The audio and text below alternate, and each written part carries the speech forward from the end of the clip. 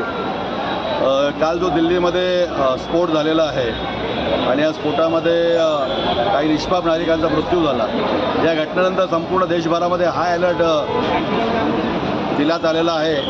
महाराष्ट्रातसुद्धा अनेक ठिकाणी high alert आहे. आणि हे सिद्धिविनायक मंदिर हे फक्त महाराष्ट्रात नाही, देशात नाही, तर जगामध्ये प्रसिद्ध आहे. हजारो भक्त प्रतिदिन या सिद्धिविनायक बाप्पाचं दर्शन घेण्यासाठी येतात. सेलिब्रिटीपासून सामान्य माणसापासून प्रचंड गर्दी या मंदिरामध्ये असते. आणि सुरक्षेच्या दृष्टिकोनातून हे मंदिर नेहमी हाय अलर्टवर असतं. परंतु काल जी घटना, दुर्दैवी घटना घडलेली आहे, त्यानंतर सुरक्षा यंत्रणा या अतिशय अलर्ट म्हणून आलेल्या आहेत. मी ट्रस्टी म्हणून आमच्या सकाळी मिटिंगमध्ये आणि माननीय अध्यक्ष महोदय आणि बाकीचे ट्रस्टी सगळे या बैठकीला होते.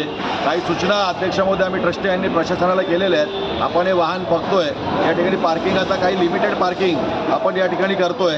सुरक्षा रक्षकांना सुद्धा सूचना दिलेल्या आहेत. काही अनोळखी व्यक्ती असतील, कोणाच्या संशयास्पद हालचाली असतील, त्याच्यावर बारीक लक्ष ठेवा. आमचे सुरक्षा रक्षक आहेत, परंतु या सिद्धिविनायक कॅम्पमधले पोलीस प्रशासनसुद्धा तेवढं सज्ज आहे. काल आमच्या अध्यक्ष महोदय असतील, कोषाध्यक्ष असतील, ट्रस्टी असतील, यांनी या ठिकाणचे पोलीस उपायुक्त असतील, स्थानिक पोलीस प्रशासन त्याची चर्चा केलेली आहे. आणि सुरक्षा कशी आपण इथं ठेवू शकतो चांगली, जेणेकरून कुठलाही धोका मंदिरात तर होणार नाही आणि मंदिरात दर्शन घेणाऱ्या बाप्पाच्या भक्तांनाही कुठला धोका निर्माण होणार नाही, अशी पूर्ण यंत्रणा या ठिकाणी अलर्टवर आहे.